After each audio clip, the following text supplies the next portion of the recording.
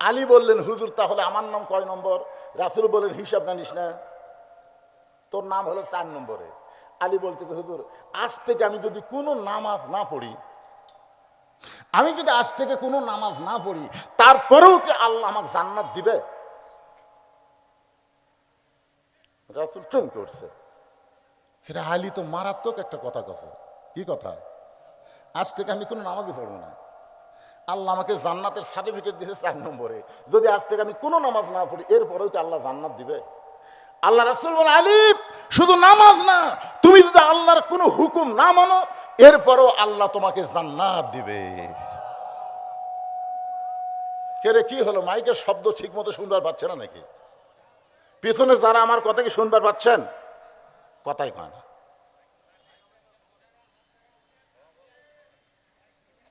বুঝবার পারি তো, বক্তারা ওয়াজে আসলে বুঝবার পারে। শোনা যাবে না তো, মাইকের সাউন্ড এমন উপর দিয়ে দিছে, ওই 3 মাইল 4 মাইল দূরে থেকে শুনে পাবি, কিন্তু এখানে নেই।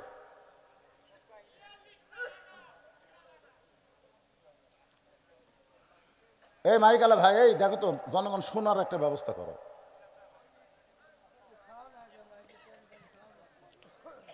সবাই একটা আল্লাহর জিকির করে, আল্লাহ শব্দ দূষণকে দূর করে দাও। সবাই একটা আল্লাহর জিকির করে, লা ইলাহা ইল্লাল্লাহ, লা ইলাহা ইল্লাল্লাহ, লা ইলাহা ইল্লাল্লাহ, লা ইলাহা ইল্লাল্লাহ, লা ইলাহা ইল্লাল্লাহ, লা ইলাহা ইল্লাল্লাহ, লা ইলাহা, লা ইলাহা ইল্লাল্লাহ মুহাম্মাদুর রাসূলুল্লাহ সাল্লাল্লাহু আলাইহি সাল্লাম। হযরত আলী বললেন, ইয়া রাসূলুল্লাহ, একদিনে সব তো বাদ দেওয়া যায় না। আজকে আপনার সামনে আমি বললাম, আজ থেকে ফজরের নামাজ আমি আর পড়ব না, কারণ 5 ওয়াক্ত নামাজের মধ্যে সবচাইতে কষ্টের নামাজ হলো ফজরের নামাজ। কোন নামাজ? আপনারা বলেন তো, 5 ওয়াক্ত নামাজের মধ্যে কোন নামাজ জামাতে না পড়লে মুনাফিক? এসব আদি দেন, ফজরের গুরুত্ব বেশি দেওয়া হয়েছে। 5 ওয়াক্ত নামাজের মধ্যে একটা ওয়াক্ত নামাজ বাড়িতে পড়লেও সে মুনাফিক হবে যদি মসজিদে না আদায় করে। সেই নামাজের নাম কি? আপনাদের মসজিদে কোন নামাজে মুসল্লি কম? তাহলে আপনাদের গ্রামে মুনাফিকের সংখ্যা বেশি না কম? মুনাফিকের জায়গা হলো জাহান্নামের সবচাইতে নিচে। আর আলী বলতেছে, ইয়া রাসূলুল্লাহ, আজ থেকে ফজরের নামাজ আমি পড়ব না। রাসূল বলেন, আলী রে, ফজরের নামাজ যদি নাও পড়ো, এরপরেও আল্লাহ তোমাকে জান্নাত দিয়ে দিবে। এই কথা বলে হযরত আলী যখন চলে গেলেন, আবু বকর রাদিয়াল্লাহু নবীকে বললেন, ওগো নবী, আলী এত বড় একটা বেয়াদবি করলো, আজ থেকে ফজরের নামাজ পড়বেন না? আপনি যে কিছুই বললেন না। নবী আবু বকরের কানের কাছে মুখ লাগায় ফিস ফিস করে বলতেছে, আবু বকর, নামাজ যদি জান্নাতের জন্য হয় তাহলে আলী নামাজ বাদ দিবার পারবে, কিন্তু নামাজ যদি আল্লাহর জন্য হয়, আলী জীবন যাবে একটা ওয়াক্ত নামাজ কোনোদিন বাদ দিবে না। আপনারা বলেন তো, নামাজ কার জন্যে? জোরে বলেন, কার জন্যে? আর হযরত আলী কি বলতেছে, আল্লাহ যখন আমাকে জান্নাতের সার্টিফিকেট দিয়েছে, তাহলে আজ থেকে আর ফজর পড়বো না। এই কথা বলে হযরত আলী বাড়িতে গেলেন। দরজায় গিয়ে সালাম না দিয়ে ফাতেমাকে ডাক দিলেন। ফাতেমা যখন দরজা খুলে বলতেছে, আসসালামু আলাইকুম, আলী চমকে গিয়ে বলতেছে, ফাতেমা, সারা জীবন সালাম দিয়ে বাড়িতে ঢুকি, কিন্তু আজকে সালাম দেওয়ার কথা মনে নাই। ফাতেমা বলতেছে, মনে হয় আপনি কিছু বাদ দিবার চাচ্ছেন। আর যখনই বাদ দিবার চাইছেন, আপনি ফরজ বাদ দিবার চাইলে আল্লাহ ওয়াজিব আপনার কাছ থেকে কাইরা নিবে। যদি ওয়াজিব বাদ দেন তাহলে সুন্নত আল্লাহ কেড়ে নিবে, আর সুন্নত যদি বাদ দেন নফল আর আদায় করতে পারবেন না। এটা হলো আল্লাহর নিয়ম। বাজানকে একটু মনোযোগ দিয়ে শুনবেন। আলী বলতেছেন, ফাতেমা, আজকে ফজরের আজান যখন বেলাল দেবে, খবরদার তুমি যেন আমাকে ডাক দিও না। ফাতেমা চমকে গেল। যে আলী তাহাজ্জুদের নামাজ পড়ে, আর সে আলী বলতেছে ফজরের আজান যখন বেলাল দেবে তুমি যেন আমাকে ডাক দিও না। ফাতেমা মুস্কি মুস্কি হাসতেছে, কারণ যারা তাহাজ্জুদের নামাজ পড়ে তারা কোনোদিন ফজরের নামাজ বাদ দিবার পারে না। জোরে কোন কথা ঠিক কি না? আপনারা বলেন তো, তাহাজ্জুদের নামাজ আর ফজরের নামাজ, এই দুই নামাজের মধ্যে পার্থক্য কি? তাহাজ্জুদের নামাজ হলো মহাব্বত, আর ফজরের নামাজ হলো ইবাদত। জোরে কোন, তাহাজ্জুদের নামাজ কি? আর ফজরের নামাজ হলো ইবাদত। যদি কোনো ব্যক্তি তাহাজ্জুদের নামাজ না পড়ে তার আমল নামায় আল্লাহ কোনো পাপ দেবে না। যাদের কলিজায় আল্লাহর মহব্বত বেশি তারাই তাহাজ্জুদের নামাজ আদায় করবে। এই কারণে আল্লাহ কোরআনে বললেন, অমিনাল লাইলি ফাতাহাজ্জাদ বিহি নাফিলাতাল লাক। জোরে সরে বলি আল্লাহু আকবার। ফাতেমা সেই দিন আর রাত্রে ঘুম পাড়েনি। হযরত আলীর মাথা উরাতের উপরে নিয়ে কপাল টিপতেছে যেন আজান কানত না যায়। কিন্তু আজানের আগেই যে একটা নামাজ আছে আজান ছাড়া, ধরে কোন কি ছাড়া, যেই তাহাজ্জুদের সময় হয়েছে হয়তো নাবতে উঠছে। ফাতেমা বলতেছে ঘুম পাড়ে, না না না তাহাজ্জুদ পড়া লাগবে না। আলী বলতেছে, আরে পাগলি, তাহাজ্জুদের নামাজ না পড়ে আমি কেমনে শুয়ে থাকি? আল্লাহর মহব্বত আমার কলিজায় এত বেশি, তাহাজ্জুদের নামাজের মধু আমি ত্যাগ করবার চাই না। হযরত আলী ওযু করে তাহাজ্জুদের নামাজ আদায় করলেন। তাহাজ্জুদের নামাজ যেই মাত্র শেষ, এমন সময় হযরত বেলাল আজান দেয়। আজানের মধ্যে একই শব্দ দুইবার বেশি বলে, সেইটা হলো ফজরের আজান, যার মধ্যে বলা হচ্ছে আসসালাতু খায়রুম মিনান নাওম। ঘুম হইতে নামাজ অতি উত্তম। যুবকেরা, এই ফজরের আজান যখন মুয়াজ্জিন দেয় তোমরা কি চেতন পাও? এরে যুবকেরা, তোমরা কি শুনবার পাও? ঘুম হইতে নামাজ যদি উত্তম হয়, তোমরা ঘুমের মধ্যে কেন থাকবে? কারণ যৌবন বয়সে যদি নামাজ আদায় না করো, বুড়া বয়সে তোমার নামাজ আল্লাহর দরকার নাই। আল্লাহ বলেছেন শৈশবকালের কোনো হিসাব আমি নিব না, বুড়া কালের কোনো হিসাব আমার দরকার নাই, খালি যৌবনকালের হিসাব দিয়ে তোমরা জান্নাতে যাও। এখন বলেন তো, যৌবনকালে নামাজের দরকার আছে না নাই? সর্বপ্রথম হাসরের ময়দানে নামাজ সম্পর্কে প্রশ্ন করা হবে, নামাজ সম্পর্কে প্রশ্ন করা হবে। অথচ আমাদের বাংলাদেশের অধিকাংশ যুবকেরা নামাজ পড়ে না। যারা নামাজ পড়ে যখন হয় চামড়া ঢিল, আল্লাহর সাথে দিছে মিল। সারা জীবন অকাম বদকাম করছে, ঘুষের চাকরি করছে, বুড়া বয়সে চাকরি যখন রিটায়ার হচ্ছে তখন আল্লাহর কাছে কান দিচ্ছে, আল্লাহ আমি আর জীবনে ঘুষ খাবো না, আল্লাহ আমি আর জীবনে ঘুষ খাবো না। আপনার বলেন তোর ঘুষের চাকরি আছে? কথা কয় আছে? তো এখন তুই কান্দিস কেন? সারা জীবন অকাম বদকাম করছে, বুড়া বয়সে সিয়ার লিয়া মসজিদত গেছে। এইরকম কিছু শয়তান আছে না নাই? সারা জীবন নামাজত নাই, বুড়া বয়সে মসজিদত চেয়ার লেগেছে। কেন তুই চেয়ার কেন আনছিস? ঠিক মতো উঠতে পারি না ভাই, ঠিক মতো রুকু সেজদা পারি না। তো ঠিক মতো রুকু সেজদা করে পারিস না, তো মসজিদে আসবার কসে কে? মসজিদ সবার জন্য নয়, লা ইকাল্লিফুল্লাহু নাফসান ইল্লা উসাহা। তোমার কষ্ট হবে এমন কিছু আমি আল্লাহ তোমাকে চাপাই দেই নাই। সরকারি যদি চাকরি করো, বুড়া বয়সে তো সরকার যদি তোমাকে পেনশন দিবার পারে, যারা যৌবন বয়সে নামাজ পড়ে বুড়া বয়সে যদি জামাতে নামাজ নাও পড়তে পারে, আল্লাহ পেনশনের সওয়াব তার আমল নামায় দিয়ে দেয়। জোরে কান সুবহানাল্লাহ। কিন্তু যৌবন কালে চাকরি না করে ওই বুড়া বয়সের কাছে পেনশন লিবার পাবি, সেই পেনশন লিবার কাছে কি লিয়া? সিয়ার লিয়া। আপনার বলেন তো, মসজিদে নামাজ পড়লে কয় গুণ সওয়াব? একলা একলা না জামাতের সাথে? কেউ যদি মসজিদে যায় একলা একলা নামাজ পড়ে তাহলে কয় গুণ? এই ফতুয়া তো আমাকে জানা দরকার। মসজিদে যায় একলা একলা নামাজ পড়তেছে তখন কয় গুণ? মসজিদে একলা একলা নামাজ পড়ার কোনো সুযোগ নাই। মসজিদে গেলে জামাতের সঙ্গে নামাজ পড়া লাগবে। জোরে কান কিসের সাথে? জামাতের জন্যই তো মসজিদ। এখন আপনারা বলেন, রাসূল বললেন জামাতে নামাজ পড়লে আল্লাহ 27 গুণ সওয়াব দিবি। এটা কি কাতার বেঁকা করে না সোজা করে? সবাই বলা লাগবে ভাইজান, যারা শুনবার পাচ্ছেন, কাতার বেঁকা না সোজা? এখন বলেন, কাতার সোজা করবার গেলে পায়ের গোড়ালির সঙ্গে গোড়ালি মিল করা লাগবে। কিন্তু যেই লোকটা চেয়ার লিয়ে গেছে, ওর পায়ের গোড়ালি কোন জায়গা? আপনাকে এলাকার মসজিদের মধ্যে কি চেয়ার নাই? যদি থাকে উনি কি বসেন না? বসার পরে দেখবেন তো ওর পায়ের গোড়ালি কোন জায়গা। তাহলে পায়ের গোড়ালি যদি আগে যায়,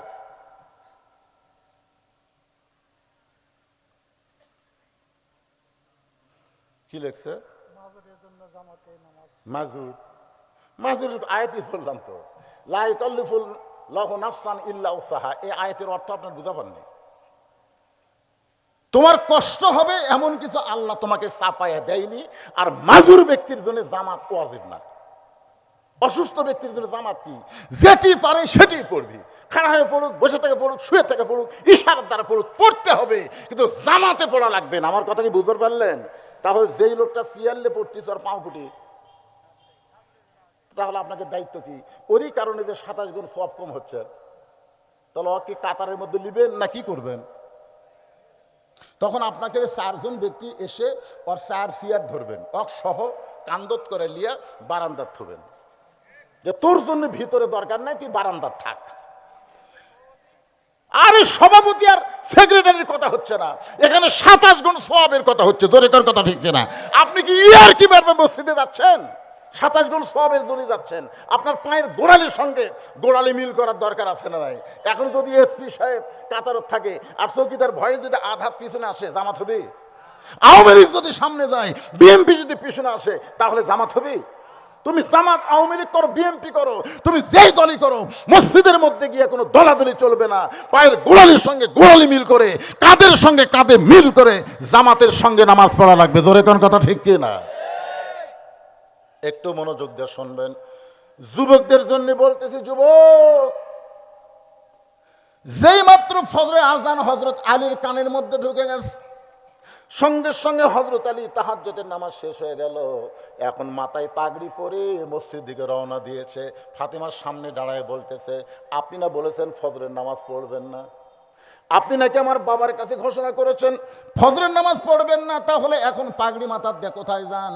আলী বলতেছে, ফাতেমা, আমি ফজরের নামাজ পড়বো না এটা ঠিক আছে, কিন্তু আজকে একটু বাহির থেকে নামাজের দৃশ্যটা দেখবার চাই। নামাজ পড়বো না, কিন্তু আজকে বাইরে থেকে দেখবো জনগণ কিভাবে নামাজ পড়ে। হাজার হাজার মানুষকে নিয়ে একজন ইমামের নাম হলো ফজল ইবনে আব্বাস, জোরেকর নাম কি, জোহরের নামাজ আদায় করতেছে। ইতিমধ্যে এক পাগল বাইরে থেকে বলতেছে, ইমাম মসজিদে নাই রে, ইমাম মসজিদে নাই। আপনারা বলেন তো, যেই লোকটা বলেছে ইমাম মসজিদে নাই, ওই কি মসজিদের ভিতরে আছে না বাইরে আছে? বাইরে থেকে যেই বলছে ইমাম মসজিদে নাই রে, ইমাম মসজিদে নাই, সমস্ত মুসল্লি এরকম হাত বাঁধা অবস্থায় মেহরাব দিকে তাকাছে, মেহরাবের দিকে তাকাছে। আপনার বলেন তো, বাইরের লোক বললো ইমাম মসজিদে নাই, ভিতরের লোক তাকালো কেন? কথা কয় না। ইমাম না নিয়ে, ইমামকে সামনে না নিয়ে কি এরা নামাজের নিয়ত করছে? কথা কয় না রে ভাই, নামাজের নিয়ত করছে? তাহলে একটা পাগল ছাগল বললো ইমাম মসজিদে নাই, ইমাম মসজিদে নাই, তারপরে সমস্ত লোক চোখ টেরা করে দেখলো ইমাম আছে। তো ইমাম সামনে থেকে নামাজ শুরু করার পরে একটা পাগল ছাগল কি বললো, সেইটা শোনার পরে চোখ টেরা করে তাকালো। আপনার বলেন তো, ওরা কি নামাজের মধ্যে আছে? হাদিস আছে বিস্তারিত, হুজুরি কলব ব্যতীত করছেন কালেও নামাজ তোর হবে না। তবে কেন গাও জোয়ারি, মানুষকে দেখাও নামাজ পড়ি, ও তোমার সিদ্ধ বীজে সুফসল ফলবে না। আজও কেন আল্লাহর নামাজ ধরতে পারলা না? হযরত আলী ফজরের নামাজ দেখার জন্যে ফাতেমার কাছে বলে যখন বাড়ি থেকে বের হলেন, মসজিদ নববীর চারিদিকে ঘুরতেছেন, আর সমস্ত সাহাবীরা মসজিদের মধ্যে ঢুকতেছেন। আলী খালি বাইরে ঘুরতেছে আর সবাই খালি ভিতরে ঢুকতেছে। আপনারা বলেন তো, সবাই ভিতরে ঢোকে, একজন বাইরে ঘরে।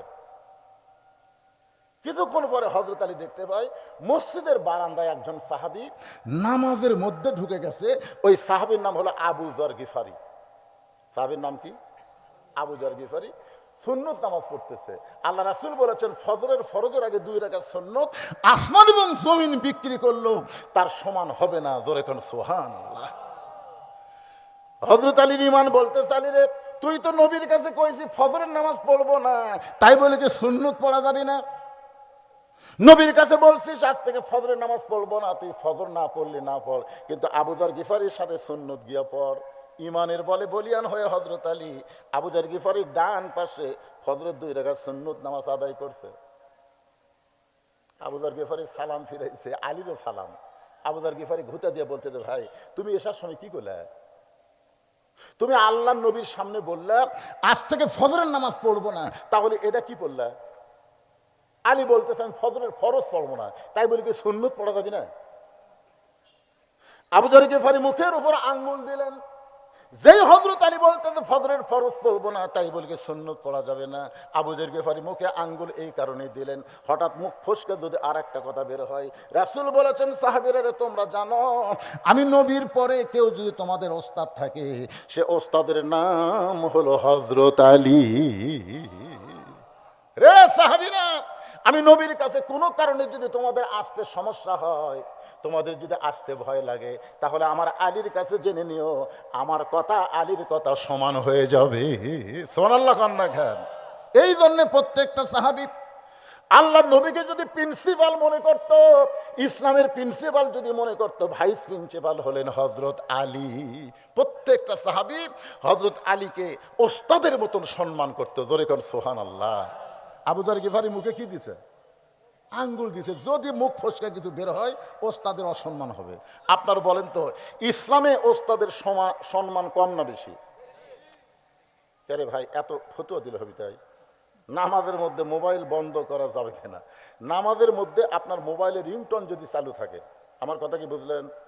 রিংটোন চালু আছে, সেই রিংটোন আবার এমন ব্যাসাই যা আমার ঘুম ভাঙায়া গেল রে মরার কুকিলে। আচ্ছা, কেউ একটা কল দিছে, যদি কেউ একটা কল দেয় আর এই রিংটোন যদি বাজা ওঠে, আমার ঘুম ভাঙায়া গেল রে মরার কুকিলে, যত মুসল্লি এই রিংটোন শুনবি তারা মনে মনে খুশি হবি না রাগ করবি? এটা কোন শয়তান রে, কোন শয়তান রে! আমার এটি এক লোক এরকম হাত বান্ধা আছে, রিংটোন বাজতেছে, ওই শালারে শালারে। নামাজ শেষ করার পরে বললাম, ভাই শালারে শালারে করলেন কেন? ভাই হুজুর খালি হাত বান্ধাই ছিল দেখে আমি যাওয়ার পারিনি, তাহলে হাতটা বান্ধা না থাকলে ওর চাপা আমি ভাঙতাম। তার মানে বোঝা গেল রিংটোন বাজলে প্রত্যেকটা মুসল্লি তার উপর খেপে যায়। এই বেশি না খেপায়া আপনি নামাজ বাদতে হলো রিংটোন মোবাইল বন্ধ করা দরকার। জোরে কোন কথা ঠিক কি না? আপনার কারণে শত শত লোকের নামাজ নষ্ট হচ্ছে। এই কারণে দরকার হলে আপনি মোবাইল বন্ধ করার জন্য যদি এক রাকাত চলে যায়, যাক। আমার কথা কি বুঝলেন? বেশি ছবিগিরি ভালো না। আর ফতুয়া যদি আসে থুয়ে দিবেন, আর আমাকে দিবেন না, কারণ ওয়াজের লাইন কাটে গেলে খুব বিপদ। এমনি বাসের মধ্যে বসে আছে, মনে আছে না? বলে গেছেন, হ্যাঁ, কোন কালে বাসের মধ্যে বসে থুয়ে যাচ্ছি। মাইকের সাউন্ডের কারণে একটু কথা বলে খুব কষ্ট হচ্ছে, তারপরে আপনার যদি শুনতে পান আমার কোনো সমস্যা নেই। শোনা যাচ্ছে? যাচ্ছে ইনশাল্লাহ। কারা কারা আমার কথা শুনবার পাচ্ছেন দুই হাত তোলা আল্লাহ করে দেখান তো ভাইজান। মাশাআল্লাহ মাশাআল্লাহ, লিল্লাহি তাকবীর। হাত নামান। অত্যন্ত গুরুত্বপূর্ণ বিষয়। ওমান আহসানু কওলাম মিম্মান দাআ ইলাল্লাহ ওয়া আমিলা সালিহান ওয়া ক্বালা ইন্নানি মিনাল মুসলিমিন। লোকটা বলতেছে, ভাই এখনো 10 টাকা বাকি আছে। জোরে কোন কয় টাকা? নামাজ শেষ হয়ে গেছে, চলো যাই। উত্তরে বলতেছে, নামাজের মধ্যে এত শান্তি, আগে যদি বুঝতাম জীবনে একটা ওয়াক্ত নামাজ বাদ দিতাম না। সুবহানাল্লাহ কবেন না? ভাই রে ভাই, নামাজ পড়ে মসজিদ থেকে বের হওয়ার মন চায় না। তখন লোকটা বলতেছেন, ফাইদা কুদিয়াতিস সালাতু ফান্তাশিরু ফিল আরদ। নামাজ হয়ে গেলে আর মসজিদের মধ্যে থাকা যাবে না। নামাজ হয়ে গেলে মসজিদ থেকে বের হওয়া কার হুকুম? কতগুলো মুসল্লি দেখবেন সবাই নামাজ পড়ে চলে গেছে, এরাও নামাজ পড়ার পরে 3-4টা ফ্যান দিয়ে 3 জন গল্প করতেছে, 4টা ফ্যান দিয়ে 3 জন গল্প করতেছে। কত মসজিদে এসি আছে, এসি আছে না নাই? সবাই চলে গেছে। সভাপতি, সেক্রেটারি আর কেশিয়ার 3 জন এসি দিয়ে মসজিদের মধ্যে বসে আছে, গল্প করতেছে। ফেরেশতা বলতেছে, আল্লাহ সবাই নামাজ পড়ে বাড়িতে চলে গেল, এরা 3 জন যে 4 ফ্যান দিয়ে গল্প করতেছে, এর কি রেজাল্ট কি? আল্লাহ বলতেছে, এরা যে অযথা গল্প করার সময় মাথার উপর যে ফ্যান ঘুরেছে, এই ফ্যানের কারেন্টের বিল এই 3 জন আলাদাভাবে না দেওয়া পর্যন্ত এরা জান্নাতে যাওয়ার পারবে না। কারণ মসজিদ ওদের বাপের ঘর না যে ইচ্ছা মতো গল্প করবে। মসজিদ হলো আমার আল্লাহর ঘর। জোরে বলেন, কার ঘর? ইসলামে ওস্তাদের সম্মান আছে, সেটা বোঝানোর জন্য বলতেছি। প্রত্যেকটা সাহাবী নবীর পরে যাকে ওস্তাদের মতন সম্মান করত, সে সাহাবীর নাম হলো হযরত আলী। আবু যর গিফারি মুখে আঙ্গুল দিয়ে চুপ হয়ে গেছে, কারণ মুখ ফসকে যদি আবার কোনো কথা বের হয় তাহলে বেয়াদবি হবে। ইসলামে কেমন সম্মান ওস্তাদের একটা দৃষ্টান্ত দিই। নোমান ইবনে সাবিত নামে একটা ছাত্র এরকম মাদ্রাসাত পড়ে। কোথায় পড়ে? কিন্তু দেশটা হলো মরুভূমির দেশ। একদিন ওস্তাদ দেখে নোমান ইবনে সাবিতের পায়ে জুতা নেই। তো মরুভূমির বাড়ি যখন উত্তপ্ত হয়, খালি পায়ে হাঁটা খুব কঠিন। তো ওস্তাদ বলে, এই নোমান, আজকে মাদ্রাসা ছুটি হলে তুই আমার কামরাত যাবি। যেই মাদ্রাসা ছুটি হয়েছে, নোমান হুজুরের কামরাত গেলে হুজুর চকির তল থেকে পুরানো এক জোড়া কাপড়ের জুতা বের করে বলতেছে, বাবা নতুন কিনা দেওয়ার পয়সা নাই রে, এই জুতা তোকে দিলাম, এই জুতা পাঁত দিয়ে তুই বাড়ির যাবি, পাঁত দিয়ে আগামীকাল থেকে মাদ্রাসায় আসবি। নোমান ইবনে সাবেত ওস্তাদের জুতা জোড়া নিয়ে চিন্তায় পড়ে গেলেন, যেই জুতা হুজুর পায়ে দিছে সেই জুতা যদি আমি পায়ে দেই তাহলে হুজুরের সম্মানে বেয়াদবি হবে। হুজুরের সঙ্গে বেয়াদবি হয় মনে করে জুতা জোড়া বগলের মধ্যে করে নিয়ে তিনি বাড়িতে গেলেন। ছোট্ট বাচ্চা নোমান সারা রাত ধরে ওই জুতা পরিষ্কার করে জুতার কাপড় খুলে ওই কাপড় দিয়ে মাথার টুপি বানাইছে। ওস্তাদ দিছে পায়ে দেওয়ার জন্যে, আর সেইটা টুপি বানায় নোমান ইবনে সাবেত ওই টুপি মাথার দিয়ে পরের দিন মাদ্রাসায় আইছে। ওস্তাদ পায়ের দিকে তাকায় দেখে জুতা নাই। আমি জুতা দিলাম পায়ে দেওয়ার জন্যে, আর সেই জুতা তুই ফাইলা দিয়ে বাড়িতে গেছিস, সেই জুতা ঘৃণা করে তুই পায়ে দেশ নাই। ওস্তাদ এইটুকু মনে করে বলতে, নোমান আজকে মাদ্রাসার ছুটি হলে তুই আমার কামরায় যাবি। নোমান ইবনে সাবেত মাদ্রাসা ছুটি হলে যেই মাত্র হুজুরের কামরায় যায়, হুজুর চৌকির তল থেকে চামড়ার চাবুক বের করে নোমান ইবনে সাবেতকে মারতেছে। মারতে মারতে এক সময় বলে, বাজান আমার যদি টাকা থাকতো তোকে নতুন এক জোড়া জুতা কিনে দিতাম, টাকা নাই বলে জুতা কিনে দিইনি, পুরাতন জুতা দিলাম, আর সেই জুতা তুই ফাইলা দিলি, সেই জুতা ঘৃণা করে পায়ে দিলি না, এত মার মারতেছি তুই যে কিছুই বলিস না। নোমান ইবনে সাবেত বলে, হুজুর আপনি খালি আমার পায়ের দিকে তাকান, একটা বার কি আপনি মাথার দিকে তাকাবেন না? আপনার জুতার কাপড় দিয়ে আপনার সম্মানে আমি মাথার টুপি বানাইছি। ওস্তাদ কান্দরে বলে, নোমান রে এই কথা যদি আগে বলতিস আমি তোর একটাও মারতাম না, তুই কেন বললি না বাদান, তুই কেন বললি না? নোমান ইবনে সাবেত বলে, হুজুর কয়েকদিন আগে আমি স্বপ্নে দেখেছি কে যেন আমাকে বলে, নোমান রে আল্লাহর কোরআন শিখতে গিয়ে ওস্তাদ যত জায়গায় মারবে ওই জায়গায় জাহান্নামের আগুন কোনোদিন স্পর্শ করবে না। হুজুর আমাকে আরো মারেন, আরো মারেন, আমি আল্লাহর কোরআন পড়তে পড়তে জাহান্নামের আগুনকে বড় ভয় করি, আমার ওস্তাদের মার আমার কোনো ভয় লাগে না। সঙ্গে সঙ্গে ওস্তাদ বুকের মধ্যে নিয়ে বলে, আল্লাহ আমাকে যেই নোমান এত সম্মান দিল, আমি ওস্তাদ হয়ে কি দোয়া করি, আজকে দোয়া করে দিলাম আল্লাহ এই নোমান ইবনে সাবেতকে গোটা পৃথিবীর মধ্যে একটা বড় আলেম বানায় দিও। ওস্তাদের দোয়া আল্লাহ কবুল করে ওই নোমান ইবনে সাবেতকে এত বড় আলেম বানালেন যার নাম আমরা সবাই জানি, ইমামে আজম আবু হানিফা। এখন আপনারা বলেন ইসলামে ওস্তাদের সম্মান আছে না নাই? আবু যর গিফারি মুখে আঙ্গুল দিয়ে দিছে, মুখে আঙ্গুল দিয়ে দিছে।